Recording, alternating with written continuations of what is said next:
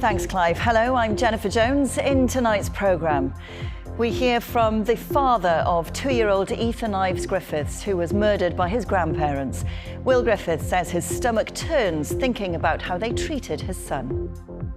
Michael and Kerry, I think of them as arguably the evilest people on earth. Also in the programme tonight, Holyhead Port fully reopens 7 months after major storm damage. So, have lessons been learned?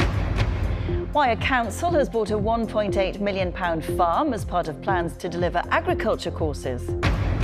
Wales' Somaliland community commemorates 65 years since independence from Britain. Zainab, who's a Welsh speaker, tells us she's keen to highlight both sides of her identity. I would say that I am a Welsh person, I would say I am a Somali person, and I don't think someone should have to compromise one in order to claim another. I'm not a player, I'm an owner. And he's one of the biggest stars of hip-hop. We find out what Swansea City fans think of their club's new part owner. Bring him in, innit? Why not? And at Wrexham we've got Ryan Reynolds, so why not? We can have Snoop Dogg. The Luka Modric news, that took me by surprise, but obviously with this now as well, it's just massive for the club.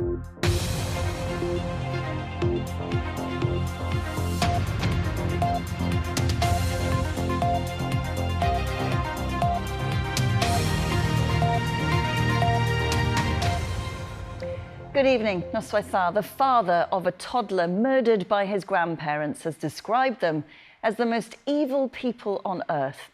Michael and Kerry Ives were convicted of murdering 2-year-old Ethan Ives Griffiths at their home in Flintshire almost 4 years ago. His mother, Shannon Ives, was found guilty of allowing or causing the death of her son, and all 3 were found guilty of child cruelty. Ethan's father, Will Griffiths, sat and listened to the harrowing details in court. He's been speaking to our reporter, Brendan Williams. Ethan! It was a beautiful summer day. Me and the children were out in the garden having a great laugh, enjoying the sunshine, soaking it all in. We had a nice little kick around, done a spot of gardening, you know, the things that, you know, you should be doing with your children and so on. It was by far one of the happiest moments of my life, and a moment I'm never gonna ever forget, to be honest with you. Hello, little man. Tell me about Ethan. Well, he was a beautiful little boy, the biggest of smiles, very, very loving, and he was always wanting to do something. We said he had ants in his pants, you see. He was always wanting to be running around, jumping around, playing, like any child would, but yeah, he was just full of life, absolutely full of life. On August the 15th, 2021, Ethan's father received a call to say his son had fallen and was in hospital. He had no idea then that Ethan had suffered a massive brain injury the night before, caused by one or both of his grandparents. I couldn't believe it was my son. It didn't look like Ethan, because he was completely different from head to toe. There was no weight there. There was nothing of him. It was a sight of horror, I'd explain it as. Yeah, it wasn't the best look at my child after 10 weeks of not seeing him. The reason Mr. Griffiths hadn't seen his son for so long was because earlier that year he was separated from his family after being accused of domestic violence against Ethan's mother, Shannon Ives, and of being aggressive towards a social worker. He was never charged, but the trial heard other allegations, including that he once threw Ethan into a cot. He denies them all. If none of those things are true, you never mistreated Shannon, never abusive in any way, never harmed or mistreated Ethan in any way or any other children. All of the other allegations are untrue. Why did Shannon leave and take your son? Her family liked to get into her head, and they always had a control technique over her to bring her back to them. They always wanted her money and everything in between like that. So they did. I made the mistake of getting her to get back in touch with her family because she needs family around her. But they were trying to get her to come back to them without me knowing. And then she did so. Michael and Kerry Ives were found guilty of Ethan's murder on Tuesday. Ethan's mother, Shannon Ives, was convicted of causing or allowing his death and child cruelty. All will be sentenced in October. Towards his ex-partner, Shannon Ives, Mr Griffiths feels disappointment. He hopes her parents will never be freed. I don't think you'd even see this in prisoners of war. It's very disturbing. It is very, very disturbing to think that these are people that were supposed to love him. Michael and Kerry, I think of them as arguably the evilest people on earth. Flintshire Council says it's cooperating with an independent child practice review by the North Wales Safeguarding Board, examining the involvement of agencies in the short life of this innocent little boy. That was Brendan Williams reporting, and if you've been affected by any of the issues raised in this story, you can find information and support on the BBC's Action Line website. Dŵr Cymru Welsh Water must make urgent and fundamental changes to its operations. That's according to the regulator, Natural Resources Wales. It comes as the company recorded the highest number of sewage pollution incidents in a decade. New data shows the company was responsible for a total of 155 pollution incidents last year. Dŵr Cymru say they acknowledge the concerns and are accelerating investment in key areas. Swansea Bay Health Board say swift action has been taken following the discovery of a cockroach infestation at Singleton Hospital. Its main kitchen has been temporarily closed, with food production moved to Morriston Hospital's kitchen. They say no clinical areas have been affected and there's been no disruption to patient meals. The First Minister's top advisor is stepping down for health reasons. Sir Wayne David was appointed as Eluned Morgan's chief special advisor last December. The former Labour MP for Caerphilly says there's no political reason whatsoever for his resignation. In a statement, the First Minister said Sir Wayne had served Wales with distinction over many decades. Now, Wales's busiest port has fully reopened 7 months after sustaining substantial storm damage. Holyhead Port was completely closed for 40 days after 2 ferries made contact with berthing terminals in separate incidents. Well, since January, it's been operating at limited capacity, but both terminals are now back in operation. Gareth Wyn-Williams has the latest. The last thing businesses and passengers on both sides of the Irish Sea needed at a vital time of year. But after successive ferries made contact with berthing terminals at Holyhead Port just before the height of Storm Dara, it caused the structure to partially collapse. The result was 5 weeks of total closure over Christmas and the New Year. The town of Holyhead exists because of the port. The lack of people coming through the port, be that lorry drivers, be that foot passengers, or even with the staff that normally work in Holyhead, moving to work in Birkenhead and moving to work in Fishguard. These people were working away all week, and that had a huge impact on the town. Since mid-January, Stena and Irish Ferries have had to share the only terminal that's been available. But port owners Stena told the Westminster Committee that they couldn't divulge more regarding the incident, citing an ongoing insurance claim. There's so many people being involved. As I said, it's the insurance company, the special engineers, surveyors, they're coming on board, other people. So it's a long list of people. They have to be involved in that kind of accident, which, to be frank, 6 months, it's a small amount of time. But that'll come as little consolation on the local high street. While both ferry companies have managed to maintain 4 services today, the impact has still been felt. I'm worried that when it does go back fully operational, that something like this could happen again, and I don't think people realise how much of an impact the port has. So it hasn't recovered then? No, definitely not. So 7 months on, it's still not back to normal, so we need the routine back. But with a huge percentage of goods coming through the Holyhead to Dublin land bridge, the importance of having robust links are acknowledged on both sides of the Irish Sea. I think what we have to do is take the lessons from what happened and how we reacted to it, both in terms of government's reaction, Irish government reaction, UK, Welsh government reaction, and all the ferries and all the other actors who were involved in it. When we had the storm, there's been massive cooperation with the Irish government. I had meetings directly with the Taoiseach and others in Ireland. I know that the Transport Secretary has been in firm contact and in fact signing an agreement with Ireland to strengthen the resilience around our ports. The total closure of Wales's busiest port was unprecedented, and the past 7 months have been difficult. But the sight of a more robust port, with ferries being able to come and go much more freely, is a more than welcome one.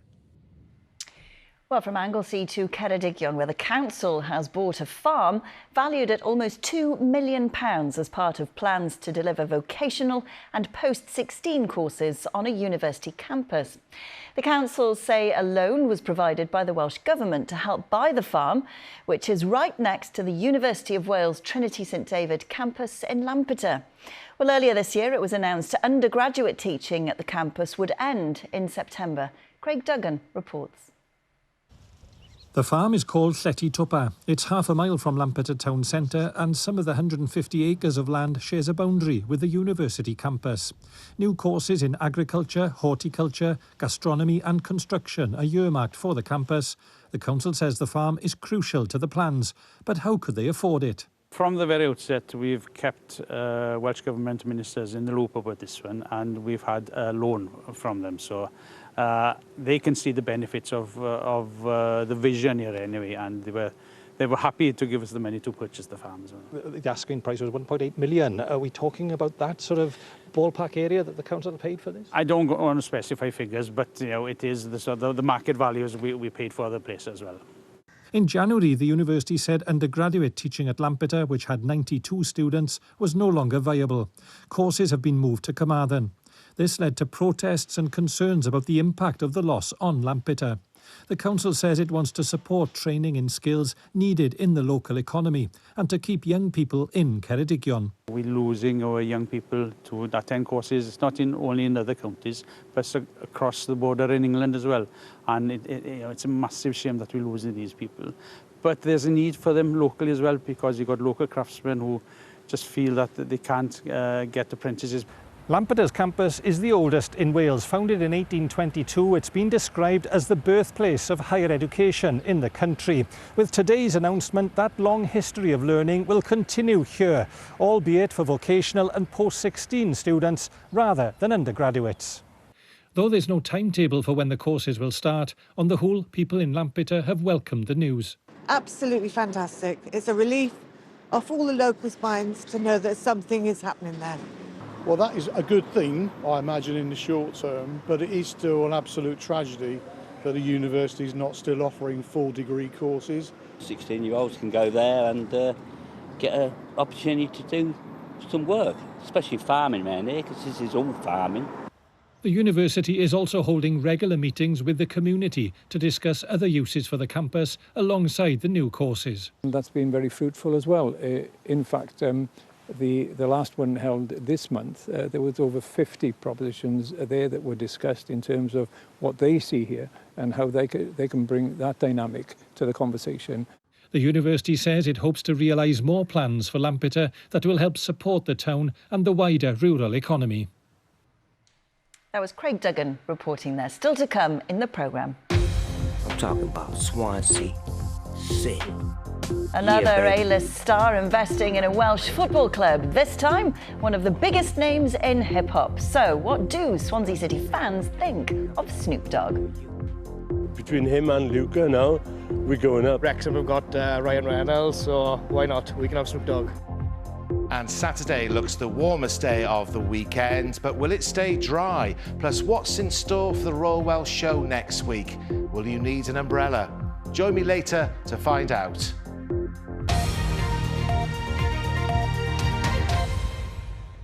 A family who claimed the author of The Salt Path, Raina Wynne, stole tens of thousands of pounds from their family business have told BBC Wales that trusting her was their biggest mistake.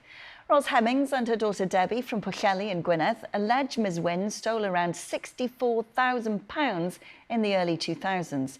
They've been speaking to our reporter Gemma Dunstan. The Salt Path story features the southwest coast path of England. But before tackling the 630-mile walk, author Raina Wynne and her husband lived and worked here on the Welsh coast near Pwllheli. Whilst Miss Wynne says her book is rooted in truth, an investigation by the Observer newspaper claims she gave misleading information about her life story. I think the mistake in the business was that we ever employed her. Raina Wynne worked as a bookkeeper for the Hemmings property business in the early 2000s, run by Martin, who died in 2012. Well, within a year or so, we weren't making any money. And I did not think there was any reason for this, but the fact that Martin was rubbish at sending out bills. I had a phone call from Dad saying that he was worried about the business. I just don't know what's gone wrong. He said, I'm working every hour God gives me and there's no money. They claim with the help of the bank, they discovered between £6,000 and £9,000 was missing, which Wynne voluntarily repaid. She's crying and she's brought me a cheque. I think it was for £9,000, but I might be incorrect. And she said, this is all the money we have. I've had to sell some of my mother's things to do this. And here's the money, and can we call it quits and I'll say no more. Ros claims when they looked back further at the accounts, they realised £64,000 were missing. The money and legal fees were repaid to settle the case on what Miss Wynne describes as a non-emissions basis. In response to the claims, a statement from Miss Wynne said the Observer newspaper report was highly misleading and she disputed many of its claims. Any mistakes I made during the years in that office, I deeply regret and I am truly sorry. I was questioned, I was not charged, nor did I face criminal sanctions. I reached a settlement with Martin Hemmings because I did not have the evidence required to support what happened. She has said she stood by the book's description of how she and her husband lost their house, saying it was unrelated to the dispute with the Hemmings. I think most of all, we needed the money back. We'd have still been basically nearly bankrupt. The truth needs to be told. What happened did happen, and I think it's the first time I've been able to have a voice for my late husband, and that has been good. Miss Wynne maintains the Salt Path is based on the true story of a period in her and her husband's lives. That was Gemma Dunstan there. Next tonight, Wales' Somaliland community has been commemorating 65 years since gaining independence from Great Britain. They say it's an important opportunity to pass down its history and culture to the younger generation. There are around 7,000 people of Somali descent in Wales, with the vast majority believed to be from Somaliland, which is a self-declared republic with its own political system and currency. Danny Thomas reports. Grangetown in Cardiff at the start of July.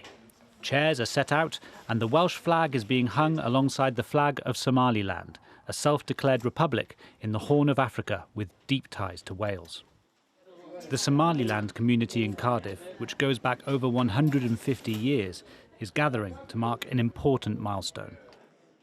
Professor Eid Ali Ahmed was 10 years old when Somaliland gained independence from Great Britain in 1960. Today is a historical day showing that journey and connection between UK and Somaliland, also Wales and Somaliland. Community elders are here, as well as guests from Somaliland's parliament.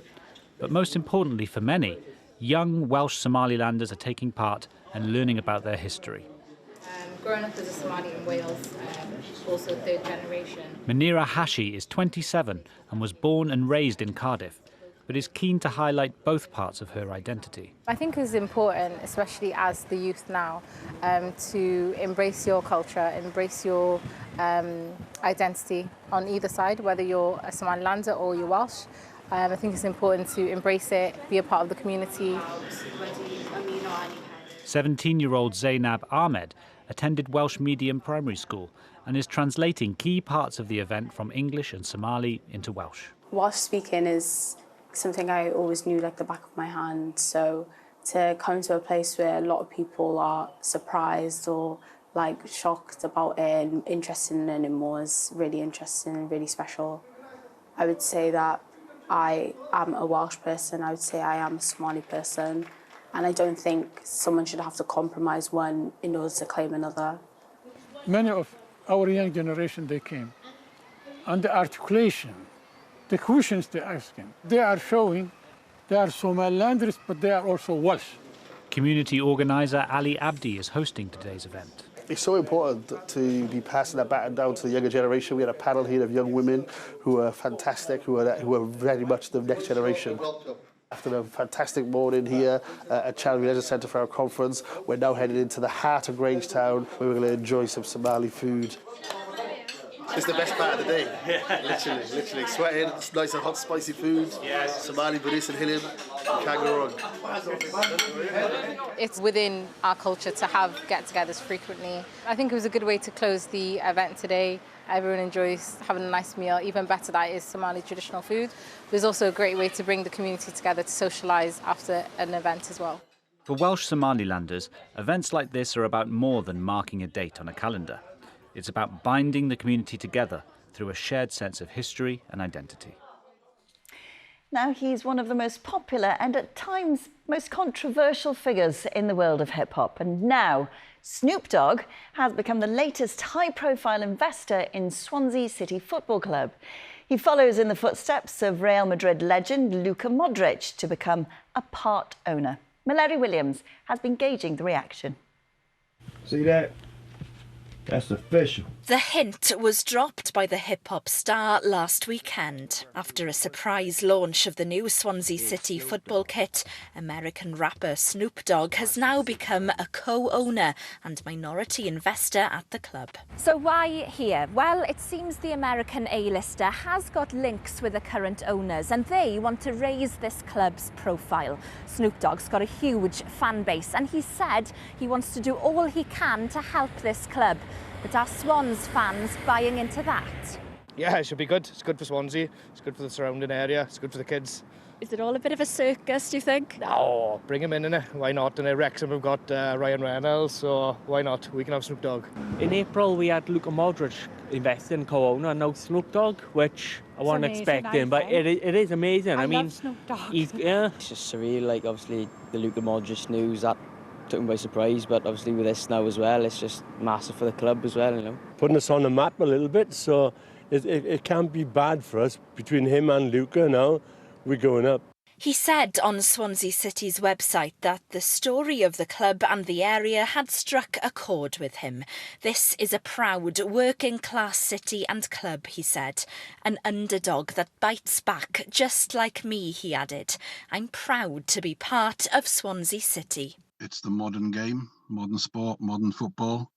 I am a traditionalist, okay? And I remember football perhaps differently to perhaps a lot of the youngsters.